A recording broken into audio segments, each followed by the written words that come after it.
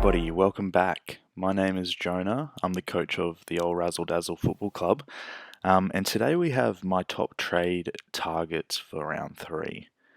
Look, I've put a little bit more work into this video with the graphics. I hope you like it. Please let me know if you do in the comments below, and yeah, let's just get right into it.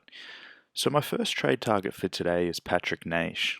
He's only 378k and he's a dual position player. He's got that mid forward status, which is really good. The good thing about him is his break even. I mean, it's only 2, which is he's going to make plenty of cash. I think he's shown that he can score quite well, and I think his job security is pretty good. Even when West Coast get their players back in that have been out from injury and COVID, I reckon he'll still keep his position. However, I'm not sure how his scoring will be when that happens, so we'll just have to wait and see.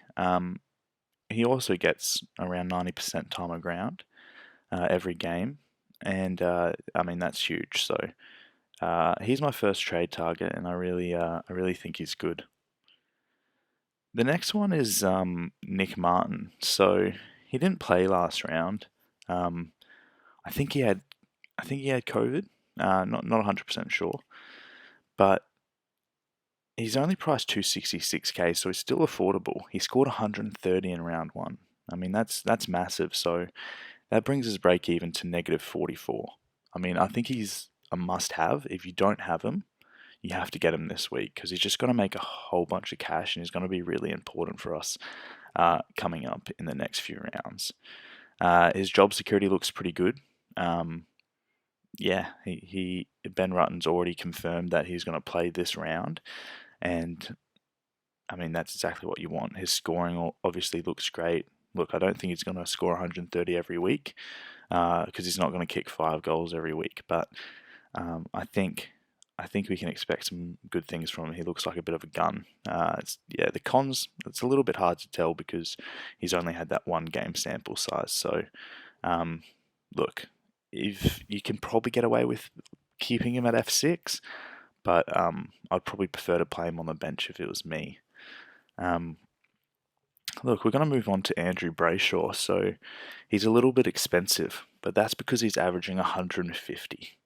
He scored 100 and I think it was 181 on the weekend. He had the complete game. He did everything. He tackled loads. He got possessions. He got a couple of goals as well, and that's huge. I mean, he's 946,000, so you're gonna be paying up for him, but I think he's worth it. Look, with that 63 break even, he's only going to go up more.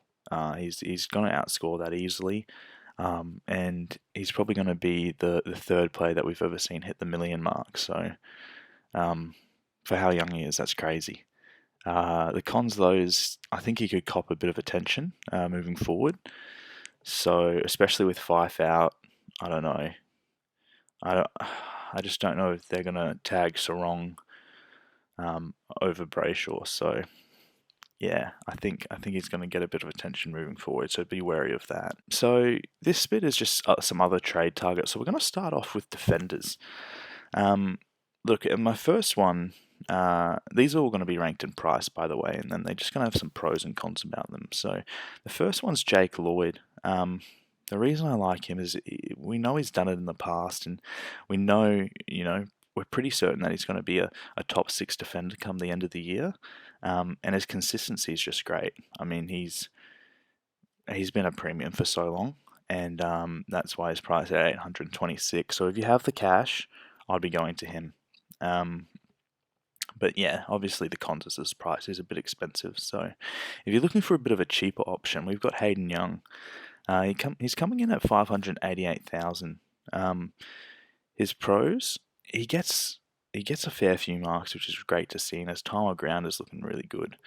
I've heard a few Fremantle fans say that his role's looking really good as well. I actually haven't seen a Fremantle game this year, but from what the Fremantle supporters are saying, his role looks quite good. So his cons is his consistency. Look, he can be a bit up and down, which is a bit disappointing. But hopefully, as he's getting used to the AFL system, he can pump out those 80s and above more regularly. So he's one to look at 588,000. Moving on, we have another cheaper one coming in at just 450k. He's actually somebody that's in my team. I bought him last week, and it's Luke Foley. Look, his price is a big upside. He's cheap, so you can easily move someone to him if you need. His time on ground is massive. I think he's averaging around 90%, which is huge. And his break even's really low as well. I think it's 14, but still, he's going to outscore that, and he's going to do really well. So the cons is West Coast isn't fully fit. So when they do get those players back, which could be this week, how's his role going to look? How's that time on ground going to look? We can only wait and see. But from what we've seen in the first 2 weeks, I mean, he's a great pickup. Moving on to the midfielders, we've got Lachie Neale. Look, 854k. It's cheap for him and what he's going to do. I think I really do believe he's going to be a top 8 mid. He's got a 64 break even. I mean, he's going to go up. He's going to go up a lot more from here on out. So this is probably the cheapest you're going to get him all season. Look, another pro of his is a ceiling. He just scored 145 last game. I mean, that's massive, and we know he can do that. The only thing with that being, though, is he might cop a little bit of tension moving forward. He could get a tag coming. I don't think they're going to tag Zorko because Zorko's got that half back roll now, and it just doesn't really make sense to tag him. So just be wary on that. But look, I would still believe it's going to be the cheapest you're going to get him all year. So pick him up if you have the funds available. Moving on to number 2, we've got Patrick Cripps. Now, Patrick Cripps, he has been in ridiculous form. He's been back to his best. He's got a low break even as well at 56, so he's just going to make more money. And he's proven that he can kick goals. He's got 5 in the last 2 weeks, which is really impressive. A goal-scoring midfielder is really valuable in fantasy because they're going to get those +9s, and obviously that's what you want. So keep an eye on him. Honestly, pick him up this week. I think it's going to go huge against Hawthorn. We saw what the Port Adelaide boys did to them last week, so I would really, really consider bringing in Cripps or another Carlton midfielder like Chera, who's the same price. The cons is we don't know what his scoring potential is going to be with all the Blues mids back in the team. He's got Hewitt in there now. He's got Chera, Walsh, and Kennedy. So will he get a little bit less CBAs and get pushed forward a little bit more? That might happen. We'll just have to wait and see. But I still think he's a great pickup. Number 3, we have Tom Green. Look, he's 694k, so he's a little bit cheaper than Patrick Cripps, but he's got a 45 break even, so he's going to make a bit of money pretty quickly.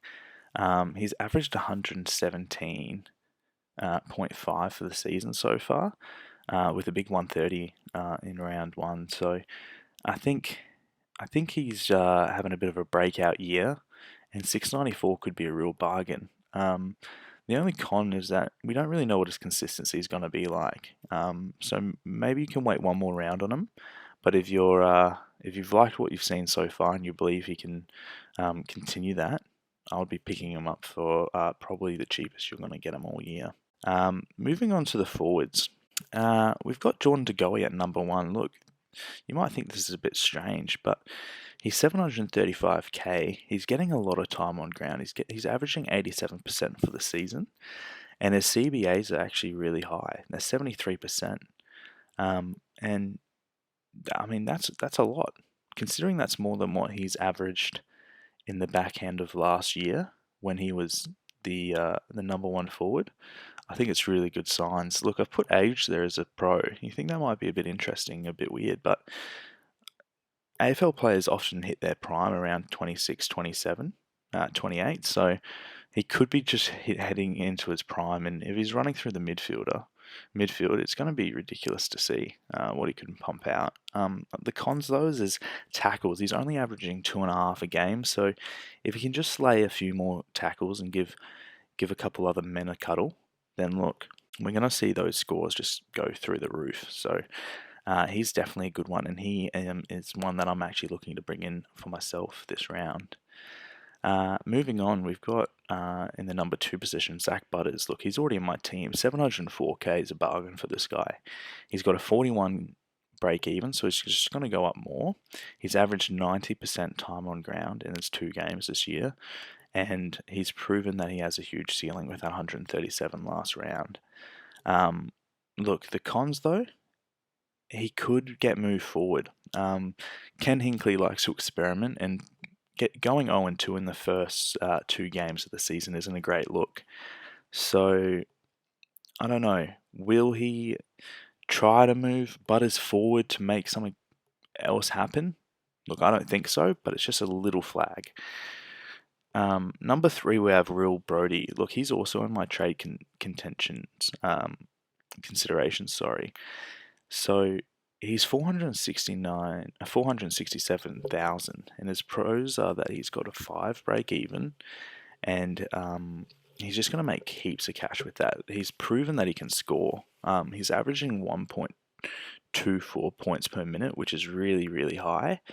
And obviously, yeah, his price is another pro. The cons, though, this is a pretty big little flag. Pretty big little flag, he reckons. This is a pretty big flag. He's getting low time and ground. Yeah, look, he's averaging 63% time on ground, which isn't great at all.